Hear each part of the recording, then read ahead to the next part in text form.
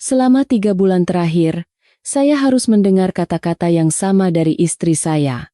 Aku lelah. Besok saja ya. Namun, hari esok itu tidak pernah datang. Sebuah penolakan yang saya dengar sebanyak 90 kali dari wanita yang telah saya cintai dan sayangi selama 10 tahun. Istri saya, Citra Lestari, adalah perwujudan istri idaman yang sesungguhnya. Seorang wanita yang tutur kata dan perilakunya sangat hati-hati, lembut, dan penuh kasih sayang. Kami bertemu saat kuliah, berpacaran selama 5 tahun, dan kini usia pernikahan kami sudah menginjak tahun ke-6. Kehidupan pernikahan kami selalu tenang.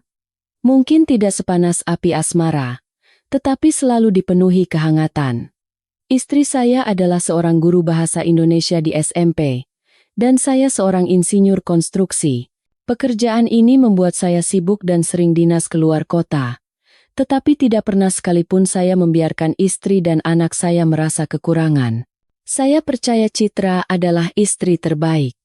Ia pandai mengurus keluarga, merawat anak kami, dan juga seorang menantu yang sangat berbakti kepada ibu saya. Saat kami menikah, semua teman saya berkata bahwa saya seperti memenangkan lotre. Saya pun meyakini hal yang sama. Setidaknya sampai semuanya mulai berubah. Rasa hampa saat Citra pertama kali menepis tangan saya sambil berbisik, "Aku lelah. Kamu kan besok harus berangkat pagi-pagi." Masih terasa begitu nyata. Saya mencoba mengerti. Saya bukan orang yang egois. Pasangan suami istri tidak mungkin bisa terus mesra setiap hari seperti saat bulan madu. Ada hari di mana saya lelah, ada pula hari di mana istri saya yang letih. Saya mengangguk, mengecup keningnya dengan lembut, lalu berbalik memeluk guling dalam diam. Namun, hal itu tidak berakhir dalam satu malam. Setiap kali saya mendekatinya, ia selalu mencari-cari alasan untuk menghindar. Sakit kepala.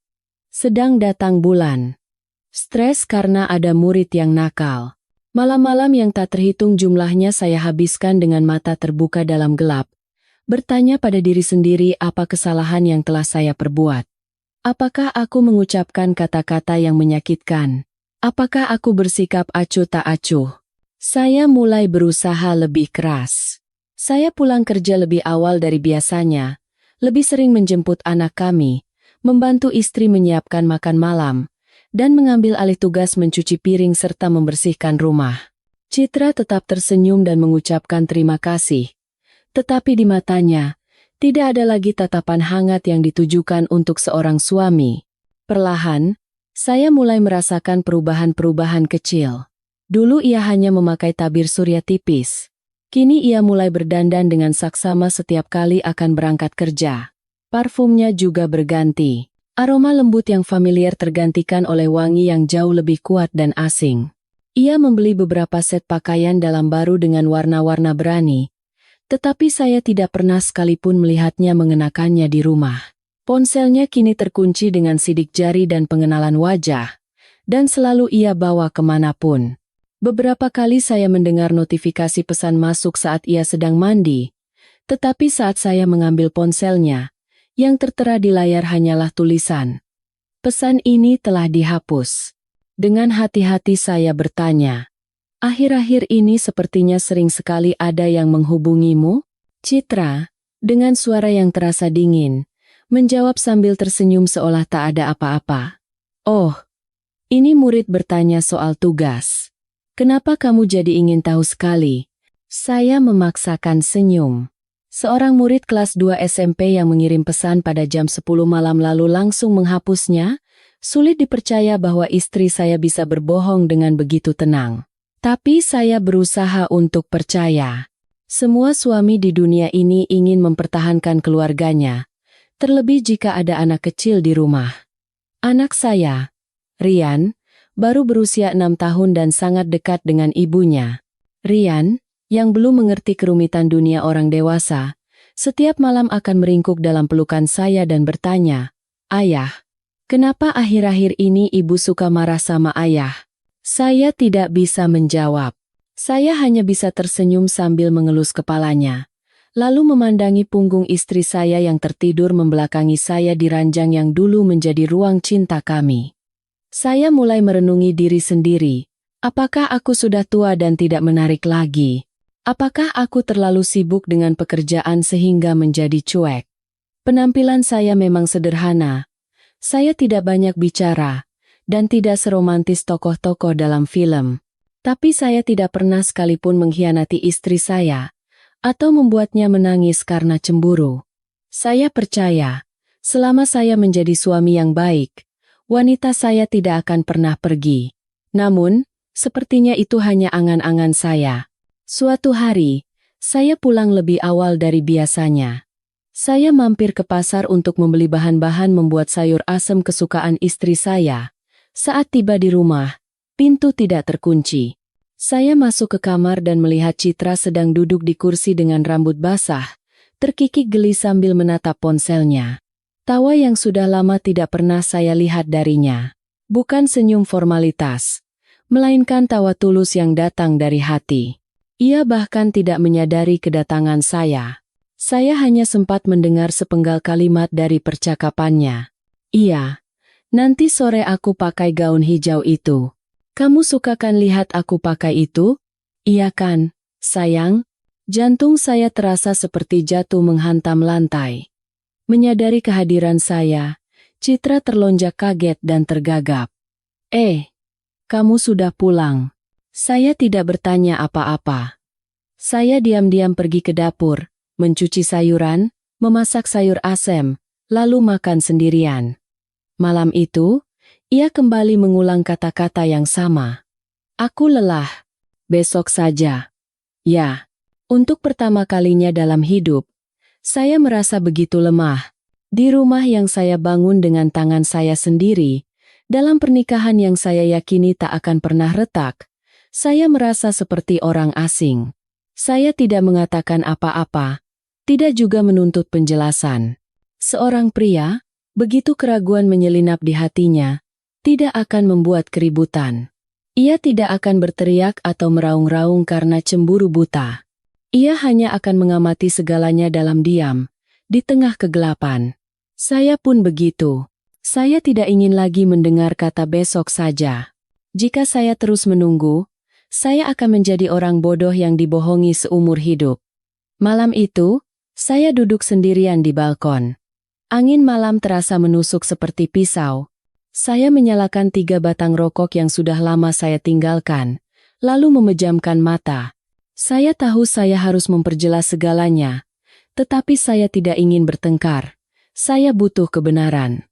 Satu kebenaran yang gamblang, entah kecurigaan saya salah, atau orang yang saya percayai dengan segenap hati memang sedang menipu saya. Dan saya mulai menyusun sebuah rencana. Sebuah rencana untuk mencari tahu apa yang sebenarnya terjadi di balik pintu kamar mandi, di balik konseling orang tua murid yang berlangsung sangat lama, dan di balik pesan-pesan yang dihapus begitu dikirim. Saya tidak akan bertanya lagi. Saya akan mencarinya sendiri. Jika firasat saya benar, saya tidak akan berteriak. Saya hanya akan melihatnya dengan mata kepala saya sendiri, lalu melangkah pergi dengan kepala tegak. Sebagai seorang suami yang dikhianati, tetapi tidak pernah membiarkan dirinya terhina. Saya sudah cukup bersabar. Mulai besok, saya tidak akan lagi mendengar kata penolakan apapun. Karena saya tidak akan pernah menyentuh tubuh wanita itu lagi, sampai saya tahu siapa dia sebenarnya. Istri saya, atau orang asing yang sama sekali tidak saya kenal. Sejak malam yang saya habiskan sendirian di balkon itu, saya tidak lagi mencoba mendekati istri saya. Saya tidak menyentuhnya, tidak juga menanyakan apapun. Saya menjadi pengamat yang bisu di rumah saya sendiri. Dan semakin saya mengamati, semakin banyak perubahan-perubahan kecil yang terlihat, yang pasti akan menimbulkan pertanyaan di benak suami manapun yang masih waras. Citra mulai lebih memperhatikan penampilannya. Ia bangun lebih pagi untuk merawat kulitnya dan memakai riasan tipis sebelum meninggalkan rumah. Pakaian-pakaian polos dan sopan yang dulu sering ia kenakan berganti dengan gaya yang sedikit lebih muda dan seksi. Tidak sampai mencolok, tetapi cukup untuk menarik perhatian orang lain. Parfumnya berganti. Aroma lembut yang dulu saya kenal tergantikan oleh wangi yang lebih kuat dan asing. Aroma yang belum pernah saya cium di rumah. Rasanya seperti aroma untuk pertemuan tidak resmi, seperti yang mungkin tercium dari wanita asing yang berpapasan di kantor. Saya mulai mengamati ponsel yang selalu ia bawa dengan lebih saksama. Dulu ia biasa meletakkannya begitu saja di meja makan atau di samping tempat tidur, tetapi sekarang ia bahkan membawanya saat mandi. Beberapa kali saya melihatnya menerima pesan, lalu buru-buru membukanya dan langsung menghapusnya saat sedang menyiapkan makan malam. Suatu kali saya bertanya, "Sepertinya kamu sering sekali berkirim pesan akhir-akhir ini. Dekat dengan siapa?" Tanpa menoleh, Citra menjawab, "Ini guru-guru di ruang guru. Lagi bahas soal acara sekolah." Saya tidak berkata apa-apa lagi. Namun suatu hari, saya tak sengaja melihat sepenggal kalimat yang muncul sekilas di layar ponselnya. "Tadi malam aku hampir gila memikirkanmu." Pesan itu langsung dihapus. Nama pengirimnya tidak terlihat. Saat Citra keluar dari kamar mandi dan melihat saya memegang ponselnya, wajahnya menegang. Saya mengangkat ponsel itu dan bertanya dengan ringan, "Pesan apa yang kamu hapus cepat-cepat begitu?" Ia merebut ponsel dari tangan saya dan membentak dengan tajam, "Kamu tidak ada kerjaan lain, ya? Sekarang sampai memeriksa ponsel istri." Saya terdiam. Sulit dipercaya Citra yang begitu lembut bisa berubah menjadi setajam itu hanya karena satu pertanyaan. Ia memasukkan ponselnya ke saku, berbalik, masuk ke kamar, dan membanting pintu. Sejak hari itu, saya tidak pernah lagi melihat ponsel Citra di area umum rumah.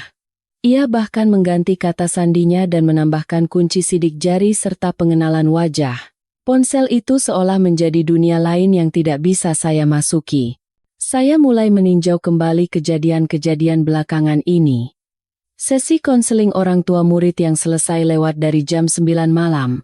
Hari ketika ia pamit pergi berbelanja dengan rekan guru wanitanya, lalu pulang 1 jam lebih lambat tanpa membawa satupun kantong belanja.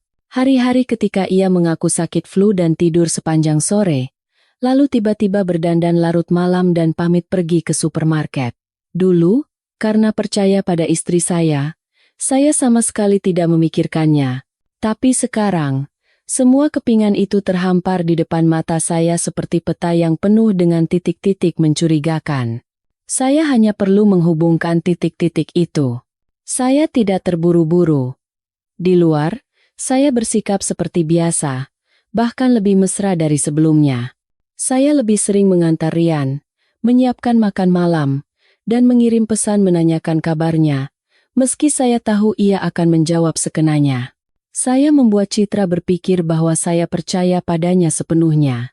Itulah satu-satunya cara untuk melonggarkan kewaspadaannya. Seorang wanita yang terbiasa dengan kepercayaan buta suaminya akan menjadi lebih percaya diri dalam menyembunyikan sesuatu. Dan saya ingin ia percaya diri. Karena hanya dengan begitu, ia akan menunjukkan celahnya. Suatu sore, dengan alasan lupa membawa pengisi daya dan perlu menelepon anak saya meminjam ponsel Citra. Ia ragu sejenak, tetapi akhirnya memberikannya. Dalam waktu 30 detik yang singkat itu, saya melihat satu pesan di layar kunci. Besok jam 8 di tempat biasa. Tidak ada nama pengirim, hanya nomor telepon. Saya mati-matian menghafal 4 digit terakhirnya. Setelah mengembalikan ponselnya, saya diam-diam kembali ke kamar dan menyalakan laptop. Melalui layanan direktori online, saya melacak nomor itu. Nama yang muncul di layar membuat saya membeku di tempat. Reza. Reza adalah sahabat terbaik saya semasa kuliah. Kami tinggal bersama di kamar kos selama 4 tahun, bahkan pernah berbagi sebungkus mie instan di akhir bulan.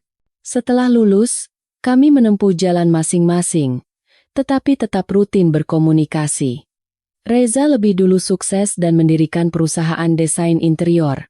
Beberapa bulan sekali kami bertemu, minum bir, dan berbagi cerita. Bahkan, Reza mempercayakan desain dasar villa miliknya di puncak kepada saya. Citra juga mengenal Reza dengan baik. Kami pernah beberapa kali mengundangnya makan malam bersama di rumah, Saya tidak pernah sekalipun membayangkan ada sesuatu di antara mereka. Saya tidak gegabah mengambil kesimpulan. Satu nama di layar ponsel tidak bisa menjadi bukti. Namun sejak saat itu, saya tahu dengan jelas siapa target yang harus saya lacak. Saya diam-diam memasang pelacak GPS di mobil Citra.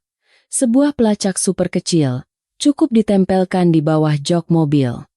Saya menginstal aplikasi pelacak di ponsel saya dan menyinkronkannya dengan perangkat itu. Lalu saya menunggu. Selama 3 hari pertama, tidak ada yang terjadi. Ia bergerak sesuai rute yang biasa ia sebutkan. Sekolah, supermarket, rumah. Namun pada hari Kamis malam sekitar jam 8, saat Citra masuk ke kamar untuk menidurkan Rian, pelacak lokasi menunjukkan tempat yang aneh, sebuah motel di pinggir jalan. Saya membuka ponsel dan menatap peta dengan saksama. Jari-jari saya gemetar. Sekitar 2 jam kemudian, titik di pelacak lokasi bergerak lagi, kembali menuju rumah. Saya tidak bertanya. Saya menunggu beberapa hari lagi, dan polanya berulang. Setiap kali Citra memberikan alasan untuk keluar malam, ia mampir ke sana, Motel Melati. Sebuah tempat yang tidak mewah, tetapi tersembunyi. Saya mulai menyusun rencana yang lebih konkret. Saya akan berpura-pura mabuk, berbaring diam, dan melihat apa yang akan ia lakukan. Dan jika ia pergi, saya akan mengikutinya. Saya tidak akan mengatakan apa-apa. Saya hanya ingin melihat dengan mata kepala saya sendiri. Apakah wanita yang saya cintai seumur hidup ini masih pantas disebut istri saya, atau tidak? Malam itu, saya pulang dalam keadaan seperti orang mabuk berat. Bau alkoholnya asli. Dalam perjalanan pulang, saya hanya menenggak 1 tegukan untuk menimbulkan bau, sisanya hanyalah akting. Saya berjalan terhuyung-huyung masuk ke rumah. Sengaja membuat suara gaduh saat membuka pintu agar istri saya percaya bahwa saya tidak sadar. Citra, yang sedang mengupas buah di dapur, menatap saya dari atas ke bawah dengan ekspresi tidak suka, tetapi berusaha menjaga suaranya tetap tenang. Minum lagi? Kamu tahu ini jam berapa? Saya tidak menjawab. Pura-pura menggumamkan sesuatu. Saya masuk ke kamar, melonggarkan dasi, dan menjatuhkan diri ke tempat tidur. Saya membuka 1 kancing kemeja dan sengaja berbaring menghadap dinding. Melalui cermin, saya melihat beberapa menit kemudian ia masuk membawa segelas jus jeruk dan meletakkannya diam-diam di atas meja. Ia berhenti sejenak di samping tempat tidur saya, lalu diam-diam keluar. Saya terus memejamkan mata, tetapi jantung saya berdebar kencang di dalam dada. Saya sendiri tidak tahu apa yang saya harapkan. Apakah saya berharap ia tidak pergi, sehingga saya bisa menghibur diri bahwa semua kecurigaan saya hanyalah imajinasi? Ataukah saya berharap ia pergi, sehingga saya bisa mengakhiri penderitaan menyiksa yang telah menghantui saya selama beberapa bulan ini? Sekitar 15 menit kemudian, saya mendengar suara pintu lemari dibuka. Ia sedang berganti pakaian. Saya mengintip sedikit dari celah selimut. Gaun hijau ketat, persis seperti gaun yang ia sebutkan sambil tertawa saat saya menguping percakapan teleponnya. Nanti sore aku pakai gaun hijau itu. Kamu suka kan lihat aku pakai itu? Iya kan, sayang? Ia merias wajahnya dengan ringan dan menyemprotkan parfum. Aroma kuat yang belum pernah saya cium saat ia berada di dekat saya. Ia mengeluarkan sepatu hak tinggi dari lemari yang belum pernah saya lihat sebelumnya. Ia benar-benar orang yang berbeda. Bukan citraku. Bukan wanita lembut yang saya kenal. Ia adalah sosok yang asing, jauh, dan penuh rahasia. Ia keluar dari kamar dengan hati-hati, dan tidak lupa menoleh sekali lagi ke arah saya sebelum pergi. Saya tetap berbaring dengan mata terpejam, mengeluarkan suara napas yang teratur. Pintu tertutup pelan. Saya membuka mata. Jantung saya terasa seperti diremas oleh seseorang. Marah, sakit hati, sedih. Saya tidak tahu emosi mana yang sedang melanda saya. Saya berusaha tidak menangis, tetapi mata saya terasa panas. Saya bangkit, berganti pakaian, dan mengambil kunci mobil serta ponsel yang sudah terpasang aplikasi pelacak. Saat saya membuka aplikasi, sebuah titik merah sedang bergerak di atas peta. Saya memanggil taksi, duduk di kursi belakang, dan tidak melepaskan pandangan dari layar. Tujuannya sekali lagi adalah Motel Melati. Tempat yang sama di mana saya beberapa kali mendeteksi keberadaan Citra melalui sistem pelacak. Sekitar 15 menit kemudian, taksi berhenti tidak jauh dari motel. Saya tidak terburu-buru. Saya bersembunyi di balik tiang listrik. Jantung saya berdebar kencang, dan saya menggigil karena angin dingin yang menerpa tengkuk di bawah cahaya lampu jalan yang remang-remang. Dan saya melihatnya. Citra turun dari sebuah sedan putih yang terparkir di depan motel. Pintu mobil terbuka, dan seorang pria turun lalu membantu memegang tangan Citra. Di bawah cahaya lampu jalan yang menyinari dari samping, saya bisa melihat wajah pria itu dengan jelas. Sahabatku, Reza. Ia mengenakan kemeja hitam dan celana bahan yang rapi, rambutnya disisir klimis, dengan ekspresi gembira. Mereka tidak berpelukan atau berciuman di jalan. Mereka berjalan berdampingan seperti rekan kerja biasa, tetapi tangan Citra melingkar di lengannya, dan senyumnya tidak mungkin palsu. Saya pernah melihat senyum itu, senyum yang hanya ia tunjukkan pada orang yang benar-benar ia cintai. Saya tidak bisa masuk. Saya hanya berdiri di sana, mengepalkan tangan, dan menggigit bibir. Mata saya perih. Saya sudah mempersiapkan diri, sudah membayangkan adegan ini berkali-kali, tetapi ketika menghadapinya secara nyata, saya sadar tidak ada kata-kata yang bisa meredam rasa pengkhianatan ini. Saya melihat mereka masuk ke dalam motel. Pintu kaca tertutup, dan cahaya kuning dari lobi samar-samar menyinari keluar. Saya mengeluarkan ponsel, mengambil satu foto, lalu berbalik. Saya tidak perlu tahu apa yang terjadi di dalam sana. Melihat mereka bersama selama 1 detik saja sudah cukup untuk membunuh semua harapan terakhir yang saya pegang. Dalam perjalanan pulang, saya bahkan tidak ingat apakah saya menangis. Yang saya ingat hanyalah ketika saya kembali ke rumah dan masuk ke kamar tidur.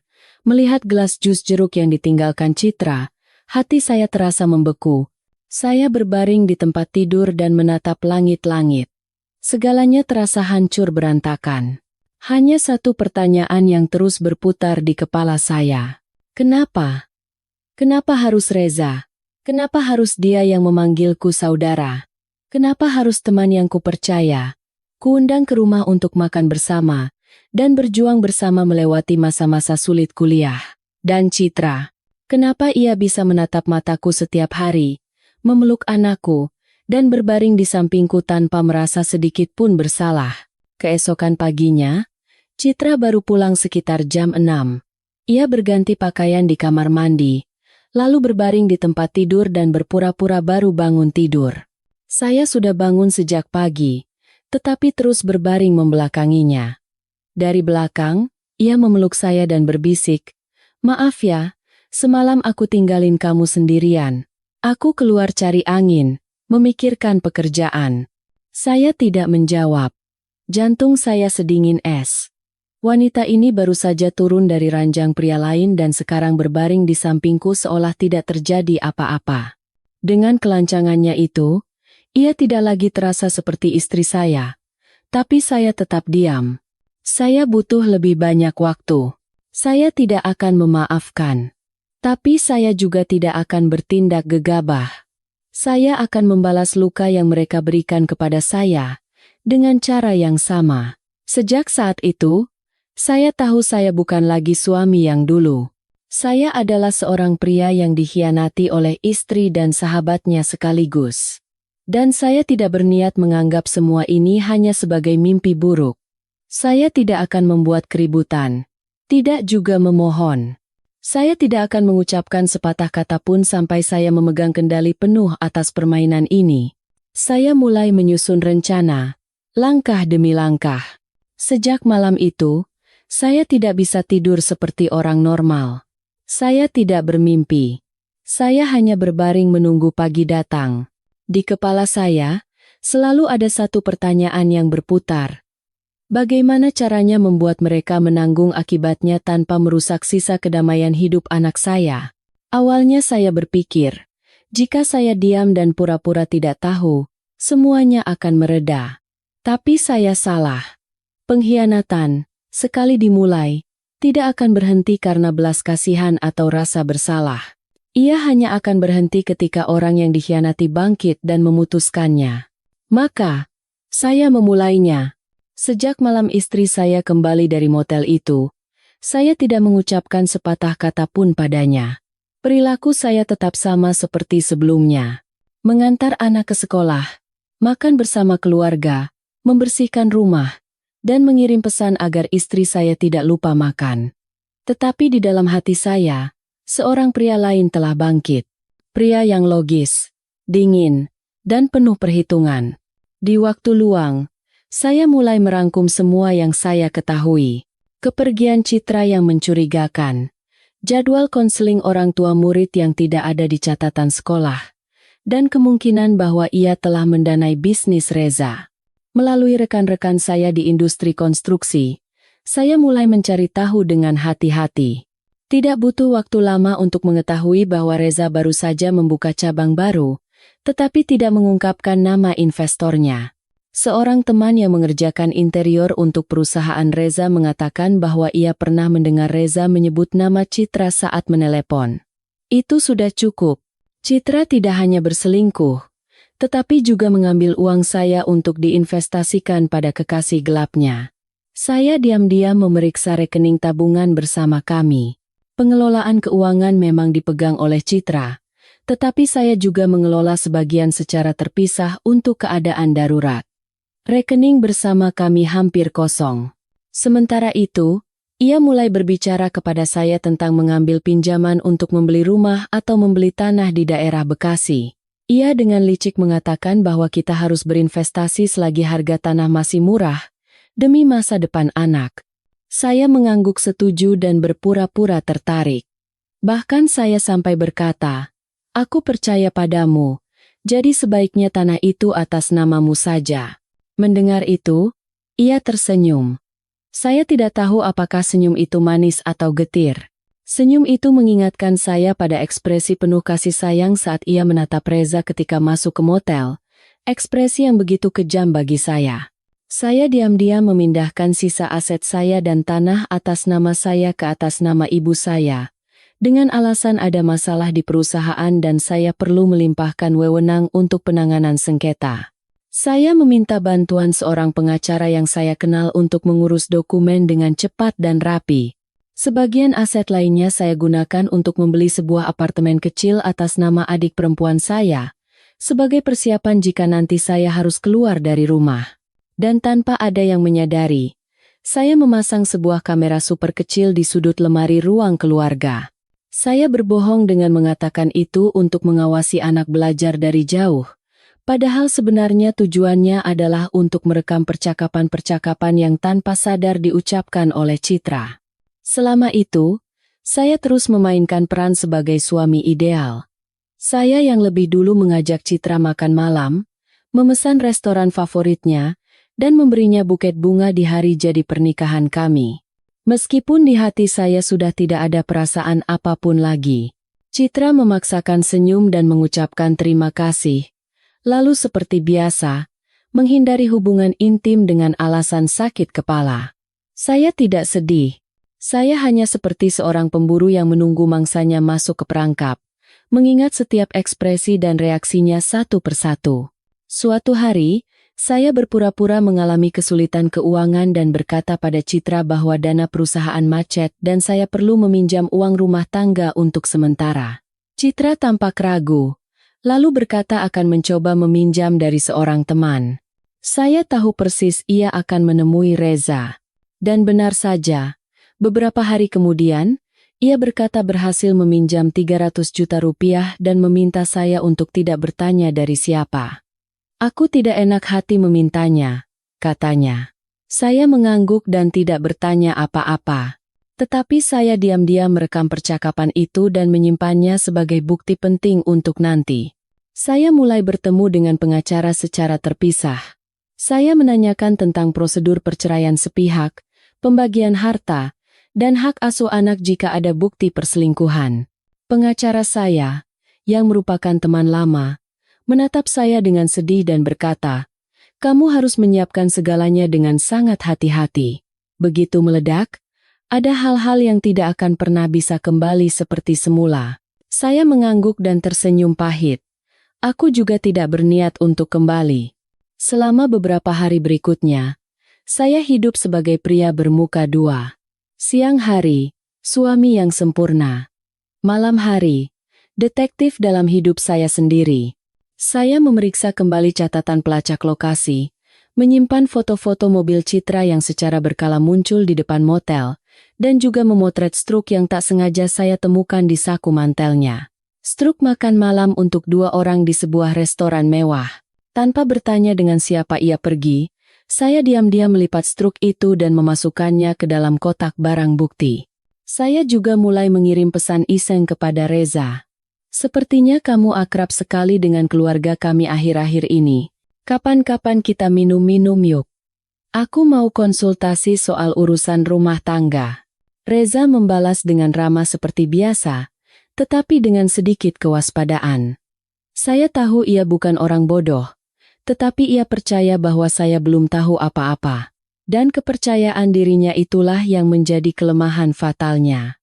Di dalam hati saya, api amarah terus berkobar, tetapi saya menahan diri dan tidak meluapkannya. Untuk mengakhiri semua ini dengan pasti, saya harus memegang kendali. Bukan Citra, bukan juga Reza, tetapi sayalah yang harus memutuskan kapan dan dengan cara apa kebenaran akan diungkap. Saya sedang menunggu hari yang istimewa. Panggung yang cukup terang, ramai, dan berbobot sehingga mereka tidak bisa menyangkal apapun. Dan hari itu semakin dekat. Saya tahu, untuk membuat mereka membuka kedoknya sendiri, saya butuh perangkap yang cukup manis. Penipu tidak akan pernah berhenti selama ia merasa aman. Dan istri saya, Citra, sudah cukup percaya diri untuk mengusulkan rencana investasi pribadi atas namanya. Saat makan malam akhir pekan, setelah anak kami masuk ke kamar untuk belajar, Citra duduk di seberang saya, menyisihkan duri ikan untuk saya, dan berkata dengan lembut, "Sayang, soal tanah di Bekasi yang waktu itu aku kirim, bagaimana menurutmu? Aku sudah cari tahu, peminatnya banyak. Kalau tidak kita ambil sekarang, bisa lepas. Aku berencana untuk setor uang muka 200 juta dulu, nanti beberapa hari lagi baru urus surat-suratnya. Sebaiknya tanah ini atas namaku saja, ya? Nanti kalau ada apa-apa, lebih mudah untuk mencairkan dananya." Ia berbicara dengan lembut, seolah-olah semuanya murni dan sepenuhnya demi keluarga. Saya mengangkat kepala dan menatap matanya lurus-lurus. Tanpa berkedip, dengan senyum tenang, saya mengangguk. "Iya, atur saja. Aku percaya padamu." Ia baru saja memasang perangkap, dan saya menumpuk perangkap lain di atasnya. Saya belum pernah mendengar tentang tanah itu, tetapi angka 200 juta rupiah persis sama dengan jumlah yang ia katakan telah dipinjam dari temannya untuk membantu masalah kecil saya. Tiba-tiba uang itu muncul kembali di hadapan saya dalam bentuk lain. Malam itu, saya menggeledah dokumen-dokumen di ruang kerja Citra. Di dalam sebuah buku catatan biru muda, saya menemukan salinan kwitansi uang muka dan sebuah catatan tulisan tangan dengan tinta ungu. "Setelah ini selesai, kita juga akan bebas." Di bawahnya, bukan tanda tangan Citra, melainkan tanda tangan Reza. Saya menggenggam buku catatan itu erat-erat. Jantung saya tidak lagi sakit seperti dulu. Yang terasa hanyalah hawa dingin yang meresap ke dalam aliran darah. Ia bahkan tidak lagi berusaha menyembunyikannya. Mereka bukan hanya sekadar hubungan fisik. Di belakang saya, mereka merencanakan kehidupan mereka sendiri, menganggap saya sebagai dompet berjalan, sebagai tameng, dan sebagai orang bodoh yang membesarkan anak orang lain. Saya membawa salinan itu dan menemui pengacara saya. Teman lama saya itu mengerutkan kening, menatap saya seolah sedang melihat orang yang akan berangkat ke medan perang. "Ini sudah lebih dari cukup. Bukti keuangan, rekaman CCTV motel, foto, pesan. Mau cerai baik-baik atau lewat pengadilan?" tanyanya. Saya tersenyum pahit. Belum mau cerai. Aku ingin mereka merasakan dulu apa itu pengkhianatan. Tolong bekukan semua aset yang bisa dijangkau oleh Citra. Rumah ini sudah atas nama ibuku. Tapi biarkan bagian atas nama Citra tetap ada, agar dia percaya masih punya bagian. Saya melebarkan perangkap saya. Saya yang lebih dulu menelepon Reza dan mengajaknya makan siang. Ia tampak terkejut, tetapi menerima tawaran saya. Bertemu di restoran biasa kami, saya tersenyum seolah tidak terjadi apa-apa. Saya berkata bahwa saya baru saja mencairkan investasi dan sedang mencari tempat untuk berinvestasi lagi, memintanya merekomendasikan tempat yang bagus. Ia mengangguk dan dengan antusias mengundang saya ke kantornya untuk melihat desain-desain baru. Saya mengikutinya, memandangi denah-denah yang terpajang di dinding kantor dan meja kaca yang mengkilap, sambil berpikir, berapa banyak dari semua ini yang dibiayai oleh istri saya dengan uang keluarga kami? Saya pura-pura bertanya, akhir-akhir ini pernah ketemu Citra. Sepertinya dia juga sedang investasi tanah. Reza tersentak kurang dari sedetik, lalu memaksakan senyum dan berkata, "Oh, dia pernah minta tolong lihatkan lokasi. Memangnya perempuan tahu apa soal tanah?" Saya tertawa. "Iya, aku jadi tenang kalau kamu yang bantu. Kami berjabat tangan seperti saudara." Tapi di mata saya, ia bukan lagi seorang teman. Pulang ke rumah, saya berpura-pura gembira dan berkata pada Citra bahwa Reza menawarkan investasi bersama di sebuah lahan baru. Saya sengaja menyebutkan nama lokasi tanah yang sama persis dengan yang telah ia bayar uang mukanya. Wajah Citra sejenak memucat, tetapi ia segera menguasai diri dan bertanya, "Oh ya? Kamu mau investasi di sana? Sepertinya kurang prospektif. Jangan buru-buru." Saya tertawa ringan. "Tidak, kok. Cuma tanya-tanya saja." Ia tidak tahu bahwa saya baru saja memastikan bahwa tanah itu adalah tempat di mana mereka berdua membangun mimpi mereka dengan uang rumah kami. Saya mendorong segalanya menuju puncak. Saya berkata pada Citra, "Aku ingin merayakan ulang tahun Rian yang ke-6 dengan sangat meriah. Tolong kamu pesankan restoran." "Ya. Undang semua kerabat dari kedua keluarga dan teman-teman kita. Akan lebih bagus lagi kalau ibu mertua juga datang." Citra ragu. "Tidak bisakah kita rayakan sederhana saja?" Saya berkata dengan lembut. "Aku ingin membuat kenangan indah dengan anak kita. Sepertinya akhir-akhir ini aku terlalu cuek padanya. Tolong bantu aku ya." Ia mengangguk. Saya melihatnya kembali ke kamar dan menelepon seseorang. Suaranya pelan, tetapi terdengar mendesak. Saya tidak perlu bertanya siapa. Sejak hari itu, saya mulai mengumpulkan semua bukti dan membuat sebuah video panjang. Rekaman kamera pelacak, riwayat lokasi, struk makan malam, salinan kwitansi uang muka tanah, dan bahkan video dari malam saat saya mengikutinya ke motel. Saya menambahkan musik latar yang tenang, tidak terlalu dramatis. Di setiap adegan, saya menambahkan teks sederhana seperti tanggal X, bulan Y, lokasi Z, tokoh A, B muncul. Saya tidak mengucapkan sepatah kata pun dalam video itu. Saya membiarkan gambar berbicara sendiri. Semua persiapan hampir selesai. Saya hanya tinggal menunggu waktu yang tepat. Sebuah panggung di mana keluarga dan teman-teman berkumpul, di mana para pengkhianat tidak bisa berkelit atau menghindar. Saya tidak akan berteriak atau bertengkar. Saya hanya akan menyalakan layar, menekan tombol putar, lalu mengamati dalam diam. Semua kata-kata akan menjadi beban yang harus mereka tanggung sendiri. Sehari sebelum ulang tahun anak saya berkata pada Citra untuk menelepon ibu mertua dan memintanya untuk datang, mengatakan bahwa saya ingin menunjukkan kepadanya pesta di mana seluruh keluarga berkumpul. Citra ragu sejenak dan bertanya, "Ibu kan sudah tua? Kasihan kalau harus lama di perjalanan. Bagaimana kalau kita kunjungi beliau setelah ulang tahun saja?" Saya tersenyum lembut.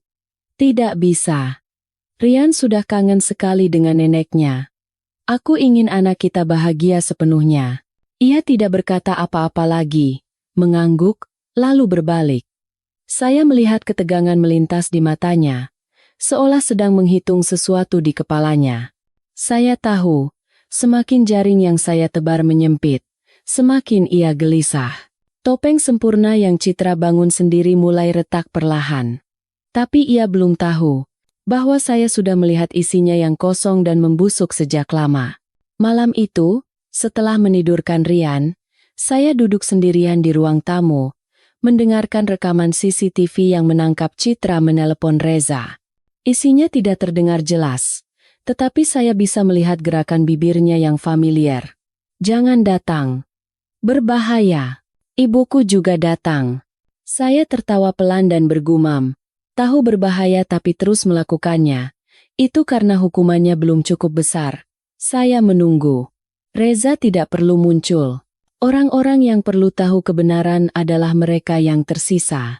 Pagi di hari ulang tahun, saya bangun lebih awal dari biasanya dan membuat kue sendiri berbentuk mobil pemadam kebakaran kesukaan Rian. Anak saya yang baru bangun tidur, melihat kue di atas meja, melompat-lompat dan memeluk leher saya. Ayah, ayah pahlawanku. Saya tertawa, memeluknya erat, dan menahan sesuatu yang mendesak di mata saya. Saya benar-benar mencintai anak saya. Itulah satu-satunya alasan mengapa saya tidak menghancurkan semua ini sejak lama. Saya tidak ingin anak saya tumbuh di tengah keluarga yang hancur, yang diwarnai oleh skandal, makian, dan kekerasan. Saya ingin anak saya tahu kebenaran, tetapi dengan cara yang paling terhormat. Pesta ulang tahun diadakan di sebuah restoran taman kecil dengan ruang privat.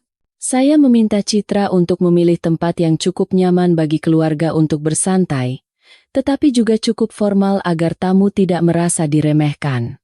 Citra, seperti seorang istri teladan, menyiapkan segalanya dengan sempurna. Ibu mertua saya juga sudah datang sejak malam sebelumnya. Pagi itu, beliau mengenakan kebaya ungu yang indah, dengan wajah ceria membawa keranjang buah besar untuk cucunya. Saya mendekat dan menyapanya dengan hormat. Ibu, apa kabar? Ibu mertua menggenggam tangan saya dan berkata dengan gembira, "Baik, nak. Sangat baik. Melihat kalian berdua begitu perhatian pada cucu, hatiku jadi tenang." Saya hanya tersenyum tanpa menjawab. Para tamu berdatangan satu persatu.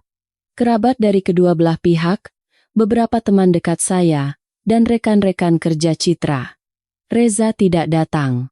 Saya tidak mengundangnya, tetapi sepertinya Citra telah mengirim pesan terpisah, memintanya untuk tidak datang dan mengatakan ada sesuatu yang terjadi.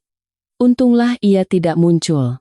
Ia ditakdirkan untuk kehilangan topengnya bahkan tanpa harus berada di sini. Setelah semua orang duduk, saya berdiri dan mengucapkan beberapa patah kata. Hari ini adalah ulang tahun ke-6 anak saya, Rian. Terima kasih kepada semua yang telah datang untuk merayakannya bersama kami.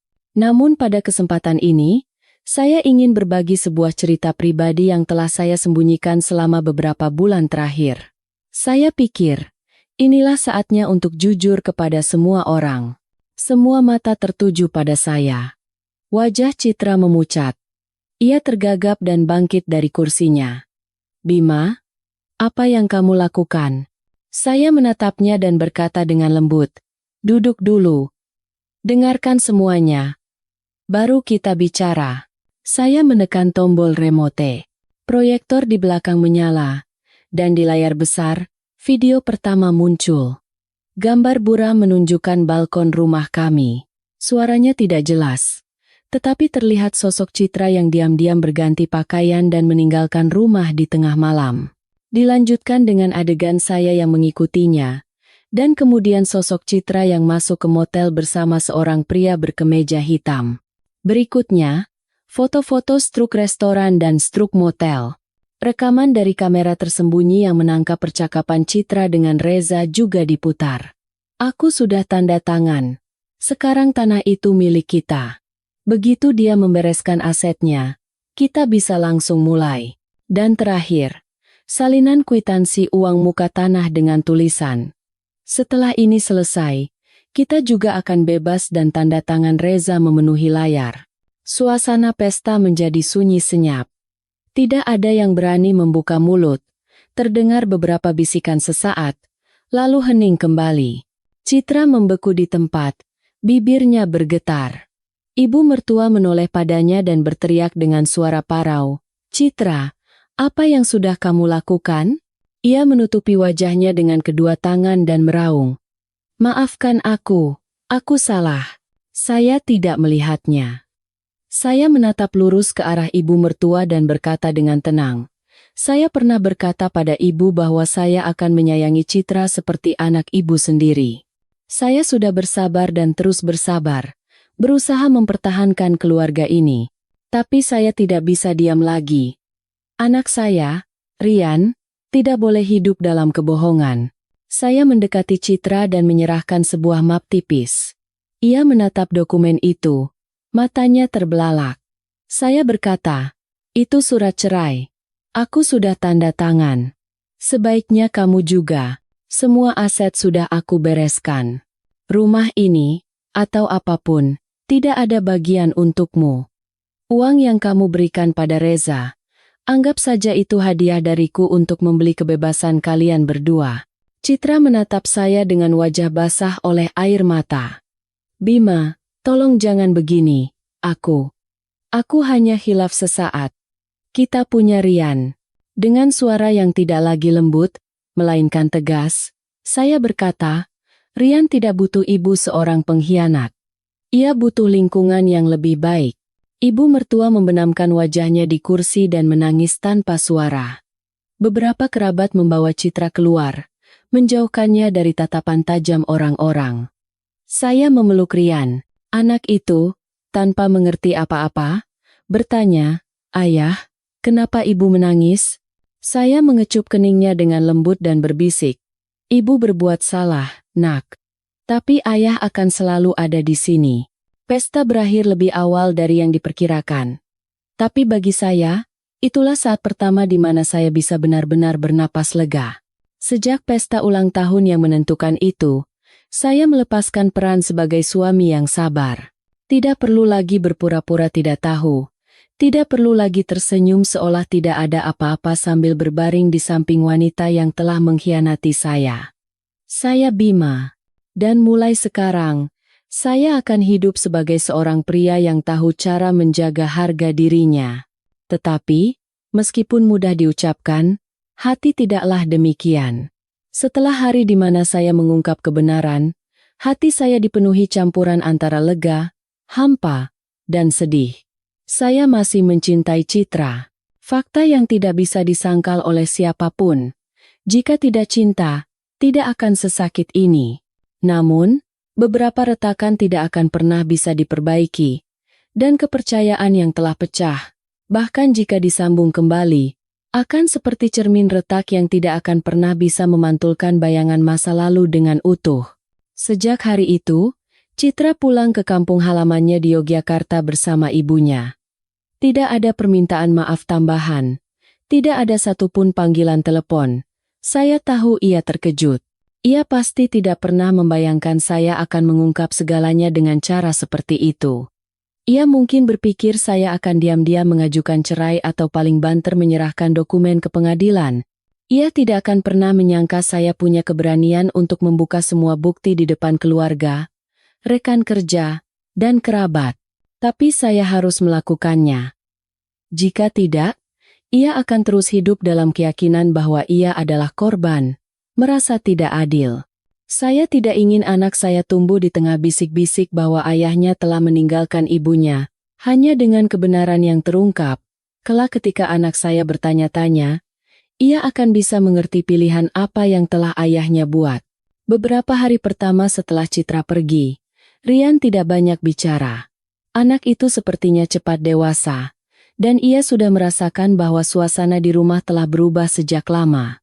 Namun pada malam keempat, saat saya sedang membacakan buku dongeng, ia bertanya, "Ayah, ibu kemana? Apa ibu tidak pulang lagi?" Pertanyaan sederhana itu membuat tenggorokan saya tercekat. Saya memeluknya, mengecup keningnya, dan berkata dengan suara rendah, "Ibu sedang di rumah nenek." Nanti kalau sudah waktunya, kita bisa bertemu lagi. Jangan khawatir, kan ada ayah di sini. Rian mengangguk, lalu merapatkan tubuhnya ke pelukan saya. Tangannya yang kecil menggenggam tangan saya erat-erat. Saat itu saya sadar. Saya bisa kehilangan segalanya, tetapi tidak anak ini. Anak inilah satu-satunya alasan mengapa di tengah pengkhianatan yang kejam itu, saya masih bisa menjaga martabat dan kemanusiaan saya. Saya memutuskan untuk pindah kerja. Saya berhenti dari perusahaan desain besar dan mengambil proyek-proyek kecil di pinggiran kota agar bisa punya lebih banyak waktu dengan Rian.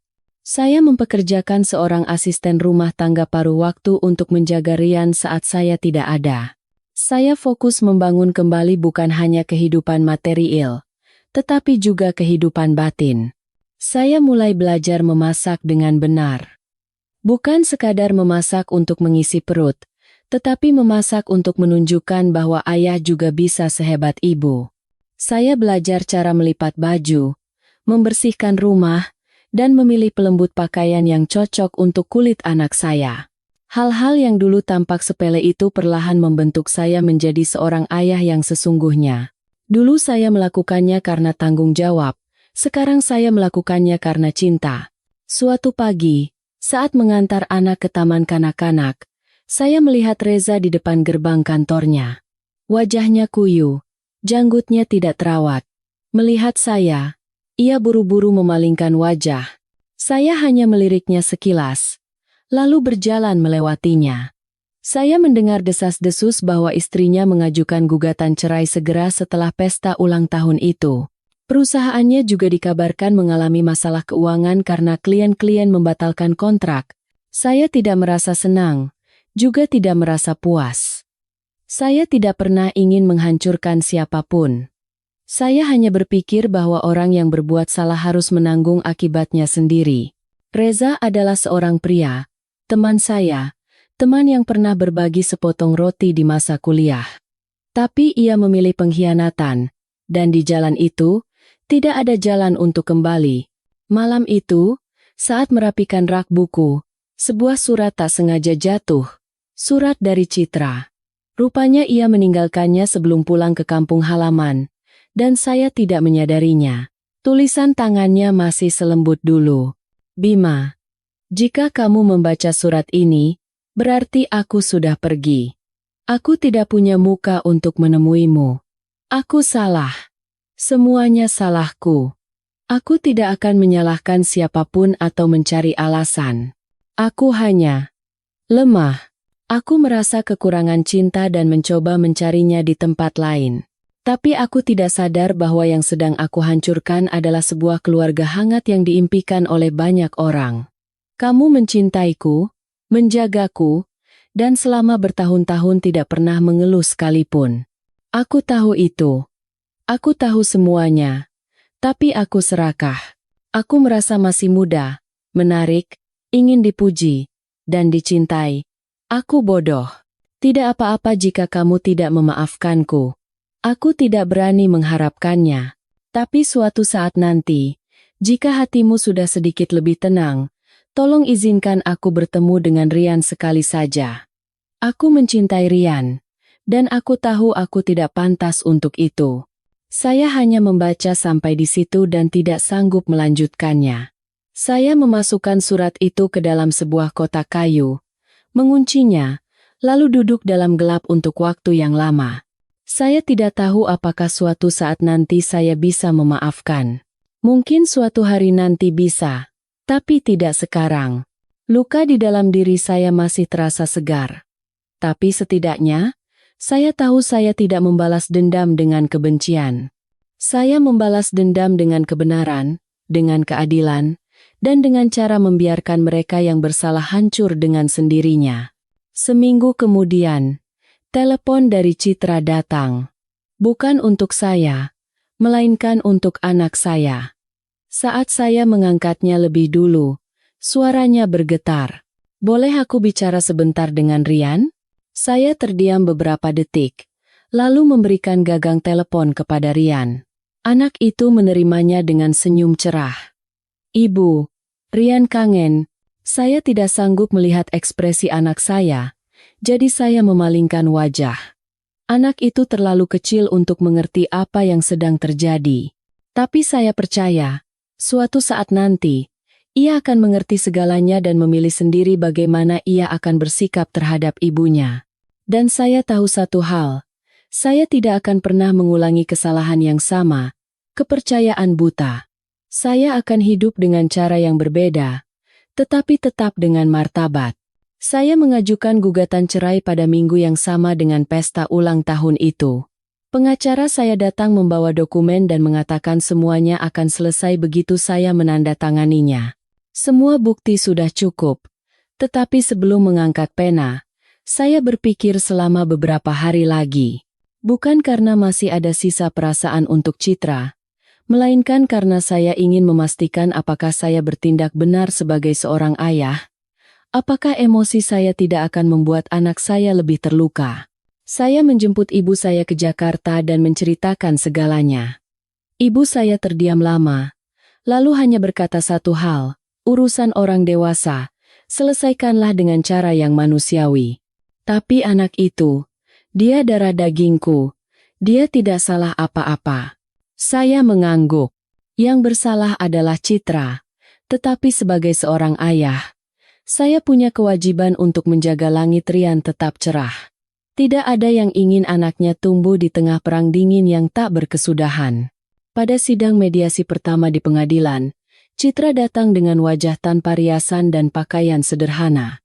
Ia tidak berani menatap mata saya, hanya menundukkan kepala saat menjawab pertanyaan. Hakim membacakan alasan perceraian, menjabarkan soal harta dan hak asuh anak, lalu bertanya apakah ada keberatan. Citra menggeleng. Ketika ditanya apakah ada hal khusus yang ia inginkan, ia hanya berkata, "Saya tidak butuh apa-apa. Tolong izinkan saya bertemu anak saya saja." Melihat wanita yang telah bersama saya selama lebih dari 10 tahun menjadi sekecil itu, saya lebih merasa kasihan daripada puas. Ia bukan lagi Citra Lestari yang masuk ke dalam hidup saya dengan mata jernih dan suara lembut. Di hadapan saya, hanya ada seorang wanita yang kehilangan keluarga dan kehormatannya karena emosi sesaat. Dan sedalam apapun lukanya, saya tidak bisa lagi menginjak-injaknya. Putusan dijatuhkan. Hak asuh anak jatuh ke tangan saya. Citra mendapatkan hak kunjung 2 kali sebulan di akhir pekan untuk bertemu dengan anaknya. Dengan syarat ia tidak boleh membawa anak menginap tanpa izin saya. Saya tidak menentang. Saya ingin anak saya tahu bahwa meskipun ibunya salah, ia tetap berhak mencintai ibunya. Anak-anak tidak perlu menanggung kesalahan orang dewasa. Setelah mediasi selesai, Citra memanggil saya. Suaranya serak. "Bima, terima kasih. Karena tidak merampas segalanya. Bolehkah aku bertemu Rian minggu ini?" Saya mengangguk tanpa berkata apa-apa lagi. Apa yang perlu saya katakan sudah saya katakan di depan semua orang di pesta hari itu. Yang tersisa hanyalah kehidupan baru bagi saya dan anak saya.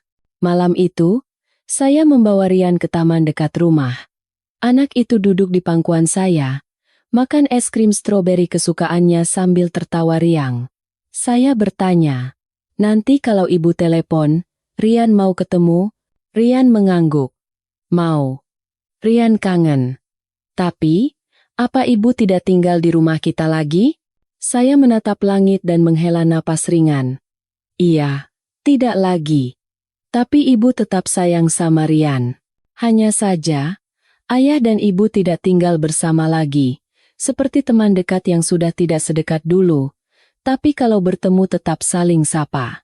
Rian berpikir sejenak, lalu mengangguk. "Berarti ayah tidak benci ibu, kan?" Saya memeluknya erat dan berbisik, "Ayah tidak benci siapa-siapa. Ayah hanya ingin Rian selalu senang seperti sekarang." Sejak itu, Citra mulai datang menemui anaknya sesuai jadwal yang ditentukan pengadilan. Ia selalu tepat waktu, tidak berusaha tinggal lebih lama atau mencari muka secara berlebihan. Ia hanya bermain dengan anaknya selama beberapa jam, lalu pulang. Suatu kali, ia memasak bubur kacang hijau dan menitipkannya pada asisten rumah tangga, lalu mengirim pesan singkat kepada saya. Aku tidak berani masuk. Itu bubur kacang hijau kesukaan Rian. Saya membuka tutup panci. Uapnya mengepul. Bau yang familiar dari masa pernikahan kami. Tapi rasanya sudah berbeda. Tidak lagi manis. Saya mendengar kabar bahwa Reza telah menutup perusahaannya dan pulang ke kampung halaman. Ia menjual rumahnya di kota, bercerai dengan istrinya, dan kehilangan hak asuh anaknya. Mungkin inilah harga yang harus dibayar oleh seorang pengkhianat teman dan keluarga. Saya tidak merasa puas. Saya hanya merasa segalanya kembali ke tempatnya. Tanpa perlu saya turun tangan, hidup punya caranya sendiri untuk memulihkan keteraturan. Saya tidak perlu menghakimi siapapun atas nama keadilan. Kebenaran itu sendiri adalah hukuman terberat bagi mereka yang berbuat salah. Saya bertemu lagi dengan ibu mertua.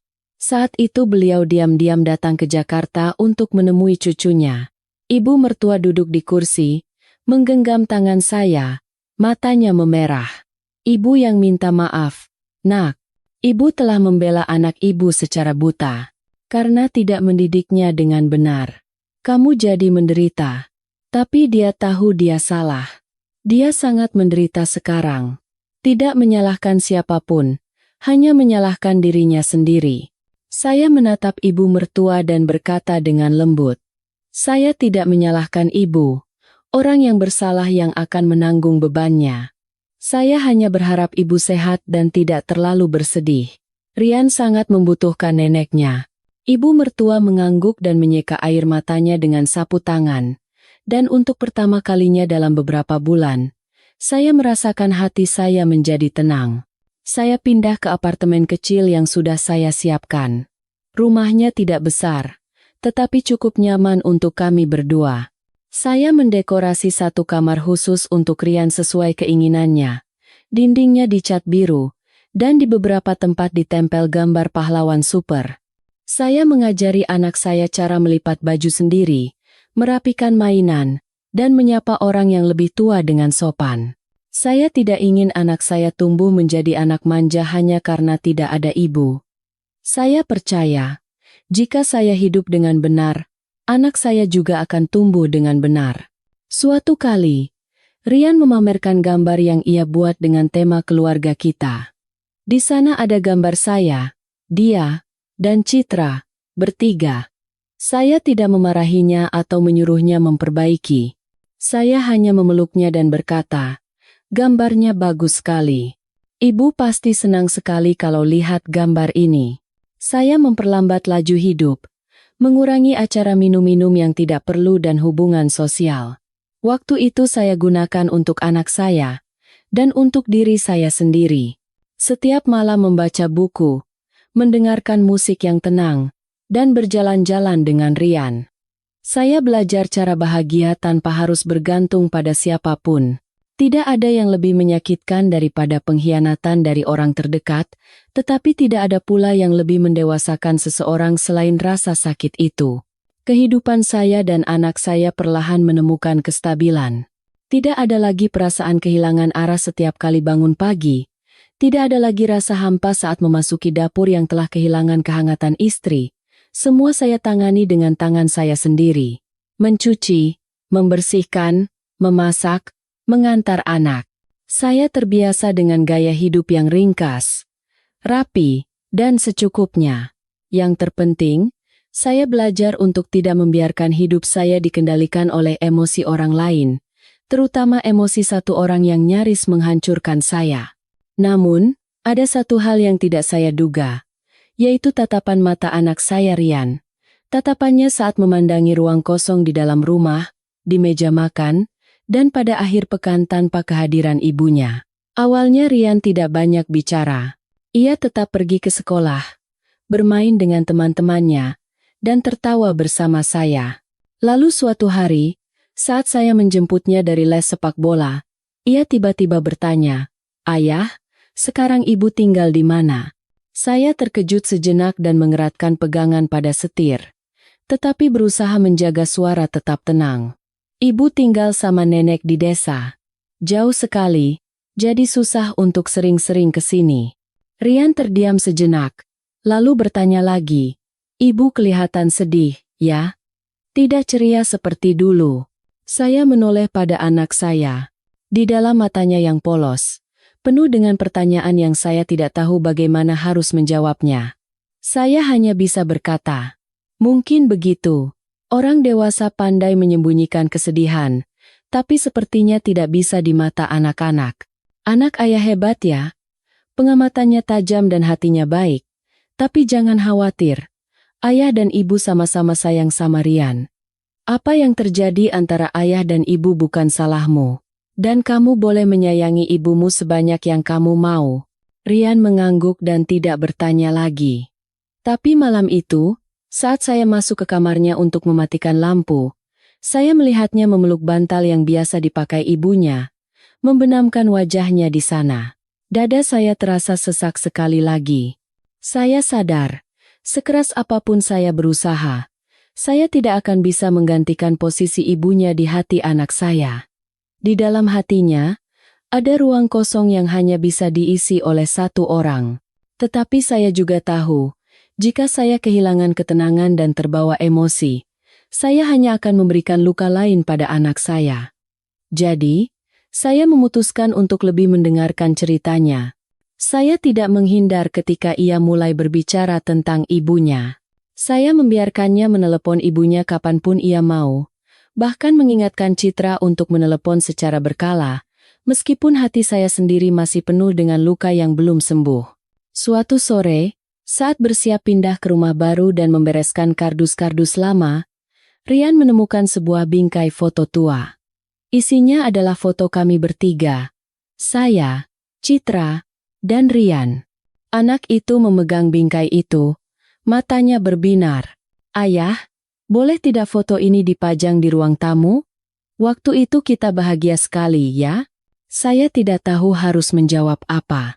Saya melihat senyum cerah kami bertiga di dalam foto itu, dan tatapan mata istri saya di masa-masa yang saya yakini bahagia. Saya menghela napas ringan, lalu mengangguk. Iya, benar. Waktu itu kita sangat bahagia. Tapi kebahagiaan itu tidak selalu ada di tempat yang sama, Nak. Kadang ia datang, kadang ia pergi. Yang penting, kita tidak lupa bahwa kita pernah memiliki momen itu. Ayo kita pajang, agar kita ingat bahwa keluarga kita pernah sangat menyenangkan. Rian bersorak, mengambil palu, dan memajang foto itu di dinding ruang tamu. Melihatnya, saya tiba-tiba sadar bahwa saya tidak lagi takut menghadapi masa lalu. Saya sudah cukup tenang untuk menghadapinya, meskipun kenyataannya tidak lagi utuh seperti dulu. Saya sudah cukup kuat untuk melangkah maju, dan cukup dewasa untuk meninggalkan kenangan indah bagi anak saya. Sesekali Citra datang menemui anaknya. Ia tidak lagi mencoba berdamai dengan saya atau berusaha mengembalikan hubungan kami. Kami hanya sekadar menanyakan kabar dan berbicara singkat tentang kegiatan sekolah anak. Citra menjadi lebih pendiam dan kurus. Tetapi tatapan matanya tidak lagi cemas seperti di awal, melainkan lebih tenang. Saya tahu ia sedang menemukan keseimbangannya dengan caranya sendiri. Saya tidak peduli bagaimana hidupnya, tetapi saya menghormatinya karena ia menepati janji. Tidak ikut campur dalam hidup saya, dan tidak menyeret anak ke dalam konflik orang dewasa.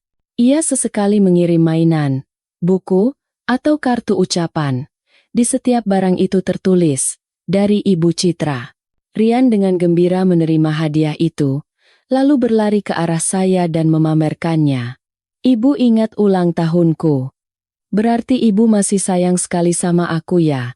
Saya hanya mengelus kepalanya tanpa berkata apa-apa. Tetapi di dalam hati, saya merasa berterima kasih pada Citra. Setidaknya, ia masih menjaga perannya sebagai seorang ibu. Suatu akhir pekan, saat saya sedang membaca buku, Rian tiba-tiba memeluk saya dari belakang dan berkata, "Ayah, sepertinya aku sekarang mengerti kenapa ayah dan ibu tidak tinggal bersama lagi. Tapi aku senang ayah tidak benci ibu. Aku juga tidak benci ibu. Aku hanya sedikit sedih. Tapi tidak apa-apa, kan ada ayah." Saya berbalik dan memeluknya erat. Kata-kata anak saya itu seperti angin sejuk yang berembus ke dalam dada saya yang sudah membeku. Anak saya tidak menginginkan keluarga yang sempurna. Ia hanya butuh seseorang yang cukup mencintainya, menghormatinya, dan mendengarkan ceritanya. Malam itu, saya membuka kembali kotak kayu berisi surat yang ditinggalkan Citra. Saya membacanya sekali lagi. Dan untuk pertama kalinya saya menulis surat balasan. Bukan untuk memaafkan, tetapi untuk menutup segalanya. Saya menulis, Citra, terima kasih telah memberitahuku sebagian dari kebenaran. Aku tidak lagi menyalahkanmu, tidak juga berharap kamu kembali. Semuanya sudah berlalu. Aku harap kamu bisa hidup dengan tenang, memulai dari awal, dan memenuhi peranmu sebagai ibu dari anak kita. Aku telah mengajari anakku cara memaafkan, dan cara untuk tidak menyalahkan orang yang berbuat salah. Tapi di saat yang sama, aku juga mengajarinya untuk menghormati dirinya sendiri dan tahu batasan yang harus dijaga. Jadi, jika kamu ingin tetap menjadi sandarannya, peganglah kata-katamu. Semuanya akan berlalu, selama kita tidak menyerah pada kemanusiaan kita. Semoga kamu kuat. Saya tidak mengirim surat itu. Saya melipatnya dan menyimpannya di laci meja. Hanya dengan bisa menuliskannya dalam kata-kata, saya sudah bisa menutup satu bab dalam hidup saya. 1 tahun telah berlalu sejak pesta ulang tahun itu. Segalanya terasa seperti baru terjadi kemarin. Tetapi jika saya menoleh ke belakang, saya telah berjalan cukup jauh. Tanpa dendam, tanpa kebencian, dan tanpa cinta seperti yang dulu. Saya dan anak saya telah pindah ke apartemen baru. Rumahnya tidak besar, tetapi nyaman. Dari jendela ruang tamu, terlihat pepohonan di taman. Tempat di mana saya dan Rian setiap sore berjalan-jalan sambil bercerita tentang hal-hal sepele. Saya masih bekerja sebagai desainer lepas, mengambil proyek-proyek kecil yang cukup untuk menghidupi kami dan merawat anak saya. Hidup ini biasa saja, tetapi tidak pernah membosankan. Justru setiap detiknya terasa damai, tanpa cinta palsu, tanpa khawatir akan disakiti. Setiap pagi bangun, menyeduh secangkir kopi, memutar musik lama, dan mendengarkan suara anak saya menyikat gigi, suara air mengalir dari wastafel. Semua suara sederhana yang dulu tidak saya perhatikan ini, kini menjadi hal yang paling berharga. Anak saya tumbuh dengan baik setiap harinya. Ia menjadi lebih pengertian. Jika saya batuk sedikit saja, ia akan bertanya apakah saya baik-baik saja. Ia bisa merapikan bajunya sendiri, tahu cara menyapa orang yang lebih tua dengan sopan, dan terutama, sangat menghargai waktu mengobrol dengan ayahnya setiap malam sebelum tidur. Suatu hari ia bertanya pada saya, "Ayah, nanti kalau aku sudah menikah, terus istriku berbuat salah, apa aku harus berpisah juga?" Saya tersenyum, menariknya lebih dekat, dan menjawab, "Tidak ada manusia yang sempurna di dunia ini, Nak. Cinta itu adalah tentang memberi kesempatan pada pasangan untuk memperbaiki kesalahannya. Tapi itu bukan berarti kamu harus menerima permintaan maaf formalitas setelah hatimu diinjak-injak. Yang paling penting bukanlah cinta, melainkan rasa hormat. Jika rasa hormat di antara suami istri sudah hilang, seberapapun besarnya cinta, tidak akan bisa dipertahankan." Rian mengangguk seolah mengerti. Saya melihat di matanya, cahaya seorang anak yang tumbuh dalam cinta yang sejati, bukan cinta yang penuh kompromi atau kebohongan. Sesekali Citra menelepon anaknya, mengirimkan buku atau makanan ringan dari desa. Ia tidak pernah mengirim pesan apapun kepada saya, tetapi dari setiap tindakannya, terlihat jelas bahwa ia berusaha keras untuk memenuhi perannya sebagai seorang ibu. Saya menghargai itu. Saya tidak pernah mengajari anak saya untuk membenci ibunya. Saya tidak pernah menjelek-jelekannya atau membicarakan masa lalu dengan nada menyalahkan. Saya hanya mengajari anak saya cara hidup yang benar, dan cara memahami serta menerima fakta tanpa menghakimi. Suatu kali, saya mendengar Rian berbisik kepada temannya di taman kanak-kanak. "Ibuku dulu tinggal bersama kami, tapi sekarang tidak. Tapi ibu tetaplah ibuku, Dan dia sayang padaku. Kata ayah, itu sudah cukup. Saya memalingkan wajah. Tanpa sadar, air mata saya mengalir. Saya bertemu Citra sekali lagi. Saat itu ia datang ke Jakarta untuk mengurus dokumen ibunya. Ia menghubungi saya, meminta untuk berbicara sebentar di sebuah kafe dekat sekolah anak. Saya datang bukan karena penasaran, tetapi karena saya pikir anak saya akan bahagia jika melihat orang tuanya bisa berbicara dengan normal. Citra masih kurus, tetapi sorot matanya jauh lebih tenang. Ia yang lebih dulu membuka suara. Maafkan aku. Bukan untuk dimaafkan. Tapi aku hanya ingin kamu tahu bahwa selama setahun terakhir, tidak ada satu hari pun aku bisa hidup dengan tenang. Tapi aku juga sudah belajar cara untuk memulai kembali. Aku tidak berharap apa-apa lagi selain melihat anakku tumbuh sehat. Terima kasih karena tidak menghalangiku untuk menjadi ibunya. Saya hanya mengangguk dan berkata singkat.